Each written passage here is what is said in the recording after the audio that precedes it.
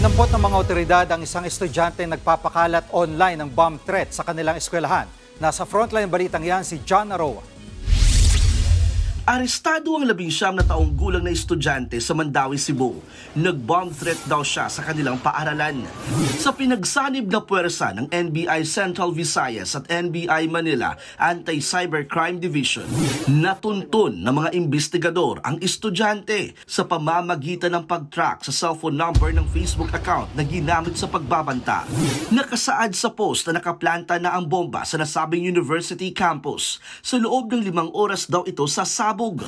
May kalaki pang litrato ng bomba. Tumanggi naman magsalita ang suspect pero nagsisisi raw siya. Napag-utusan lang din daw siya. Ayon naman sa opisyal ng university, magsasagawa sila ng hiwalay na investigasyon. Wala rin naman daw masamang record sa kanilang paaralan ng suspect dahil tahimik lang daw siya. Babala ng NBI sa mga magpapakalat ng bomb threat.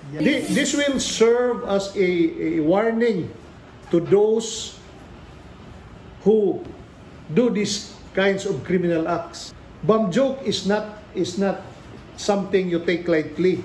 Nagbabalita mula sa frontline, John Aroa, News 5. Mga kapatid, Jiggy Manikad po, iba na ang may alam at may pakialam sa panahon ngayon. Para sa konkreto, kumpleto at komprehensibong balitaan sa Frontline, mag-follow at mag-subscribe sa social media pages ng News 5.